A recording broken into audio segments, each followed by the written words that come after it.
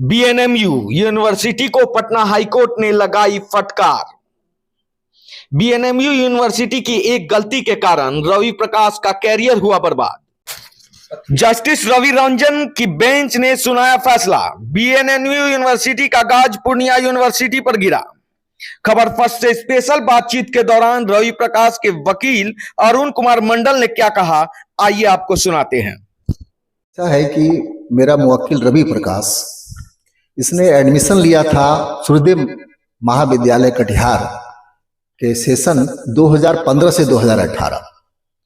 उसने first year का exam दिया, पास कर गया। सेकेंड ईयर का एग्जाम दिया, तो सेकेंड ईयर का एग्जाम देने के बाद जब उसका रिजल्ट आया तो उसमें 9th पेपर, जो प्रैक्टिकल पेपर कहलाता है, मूट कोर्ट भी कहते हैं उसको, उसमें उसका मार्क्स जो है उसके मार्कशीट में ऐड नहीं था। इस वजह से उनका रिजल्ट जो है विथहेल्ड कर दिया, रोक दिया और उसको इनकम्प्लीट कर दिया। और कहा गया पहले इनकम्प्लीट जो हुआ है उसको कंप्लीट कराइए, तब फिर नेक्स्ट जो एग्जाम है पार्ट 3 का वो आपको देने दिया जाएगा। बजाबता इन्होंने आरटीआई के थ्रू बहुत सारा इंफॉर्मेशन कलेक्ट किया, जिसमें यह पाया गया कि ये अपियर था और कॉलेज ने इसके अपियरेंस से संबंधित डॉक्यूमेंट्स जो है वो examination controller of the BN Mandal university को जो है डिस्पैच भी कर दिया था।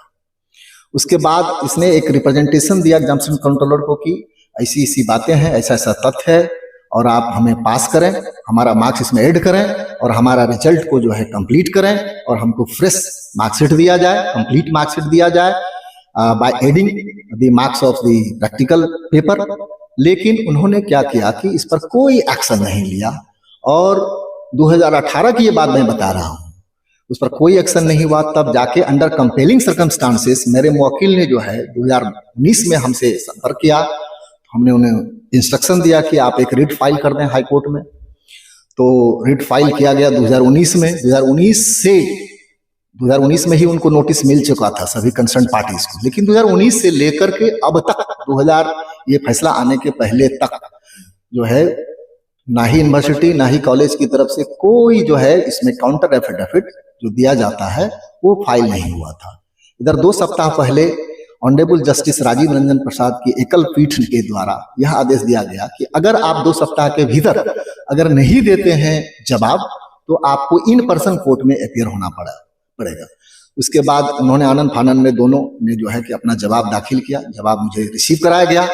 जवाब पढ़ने के बाद मुझे भी पता चला कि कॉलेज ने जो है इसे 2018 में ही यूनिवर्सिटी को इसके अपीयरेंस से संबंधित रिलेवेंट डॉक्यूमेंट संबंधित इसके अपीयरेंस और एग्जामिनेशन से संबंधित भेज दिया था।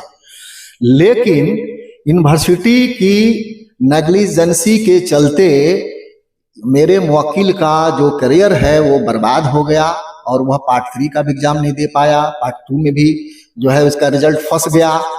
तब जाकर के यूनिवर्सिटी अभी भी यह कह रही थी कि मेरे पास इसका रिकॉर्ड्स ही नहीं है और ये कॉलेज हमको भेजे तो मैं इस पर तब विचार करूंगा और तब मैं जो भी उचित कार्रवाई हो करूंगा। तो जब कॉलेज का यह एविडेंस आ गया कि इसको 2018 में ही भेज दिया गया था, उसके बाद भी आप कह रहे हैं मेरे पास रिकॉर्ड नहीं है। उन्होंने जरा सा भी जो है यह एफर्ट नहीं लगाया कि इसको जरा रिकॉर्ड को एग्जामिन कर लें, कहाँ है क्या है। अगर कर लिया होता तो यह तो 2018 में ही इसको रिजल्ट मिल गया होता और ये मेरा मुवक्किल जो है पास कर गया होता और ये डिग्री मिल गया होता इसे।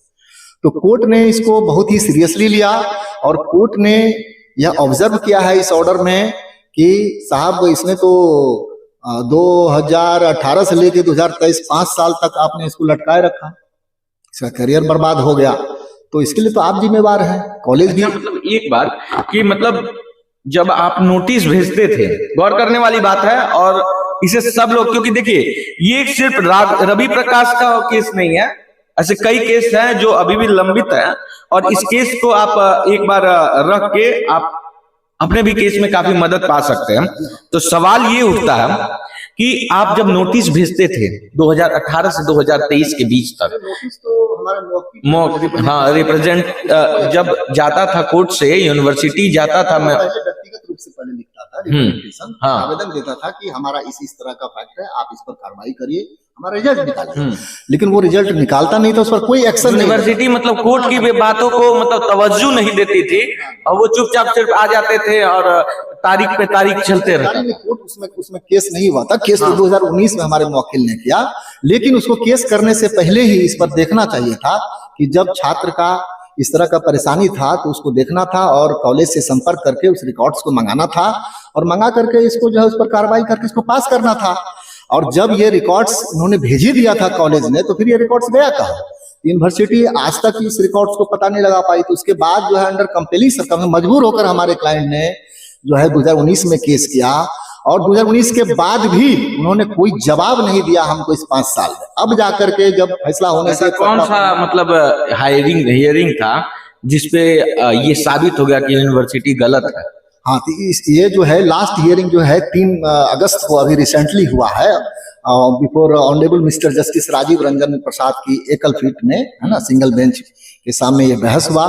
तो उसमें हमने अपना पक्ष रखा कि देखिए मेरे मुवक्किल के साथ किस तरह से जो है इन्होंने जो है गलत कार्य किया है कि हमारे मुवक्किल का करियर बर्बाद हो गया 5 साल तक। उसके बाद यूनिवर्सिटी के वकील ने अपना दलील रखा, उससे भी जवाब तलब हुआ। तो जज हमारे ऑनरेबल जस्टिस जो है उनके जवाब से संतुष्ट नहीं थे, और कॉलेज के भी वकील साहब ने भी जो अपना पक्ष रखा तो उनके जवाब से कुछ संतुष्ट थे, क्योंकि उन्होंने अपना जो है डॉक्यूमेंट्स इनका जो है पिटिशनर का भेज दिया था वहाँ। तो उसके बाद जो है बहुत ही कड़ा रुख अख्तियार करते हुए ऑनरेबल जस्टिस ने जो है यूनिवर्सिटी पर, बीएन मंडल यूनिवर्सिटी पर 2,25,000 का जुर्माना लगा दिया। उसके साथ यह भी कहा गया है ऑर्डर में कि आपको LLB पार्ट 2 का जो इसका एग्जाम इनकम्प्लीट है उसको तुरंत 2 सप्ताह के भीतर आपको पब्लिश करना है। तीसरा कि उस समय ये जो सूर्यदेव लॉ कॉलेज था ये बीएन मंडल यूनिवर्सिटी में आता था, अब ये पूर्णिया यूनिवर्सिटी में आ गया। तो इसलिए पूर्णिया यूनिवर्सिटी के भी रजिस्ट्रार को, उसको भी हमने पार्टी बना रखा था, पूर्णिया यूनिवर्सिटी रजिस्ट्रार को भी डायरेक्शन दिया गया है कि इनका जो बर्बाद हो गया इसलिए इस पर पार्ट 3 का भी एग्जाम जो है लेने का विधि सम्मत कार्रवाई किया जाए। ये बहुत ही अच्छा ऑर्डर है, ये एक तरह से लैंडमार्क ऑर्डर है सभी छात्र छात्राओं के लिए कि भविष्य में इस तरह का उनके भविष्य के साथ जो यूनिवर्सिटी खिलवाड़ करते हैं उनके लिए एक सबक होगा, और इस सबक को पॉजिटिवली लेते हुए अगर यदि करते हैं तो समाज में अच्छा होगा। अन्यथा इस तरह से जो है बच्चों का भविष्य बर्बाद होने से तो ना मेरा सवाल है, कई रवि हैं जो अभी आपको देख रहे होंगे, जो देखेंगे, और उनकी भी समस्या सेम हो सकती है, क्योंकि बीएन मंडल यूनिवर्सिटी हो या पटना यूनिवर्सिटी हो या कोई भी बिहार की यूनिवर्सिटी हो, जहां तक मैं जानता हूं और अध्ययन किया हूं, रजिस्ट्रार से लेके VC तक सभी इसमें कहीं ना कहीं गलत पाए जाते हैं। और कई बार ऐसा होता है कि कई निर्णय यूनिवर्सिटी का एकदम साफ तौर पर गलत ही करार होता है। तो ऐसे में जो छात्र हैं, जो इन लोगों के गलत निर्णय के कारण आज भी दर दर के ठोकरे खा रहे हैं, उनको किस तरह से न्याय मिलेगा? क्या अगर वो आपके पास अप्रोच करते हैं तो वो उन सभी 150 जो भी हो उनका केस आप लीजिएगा?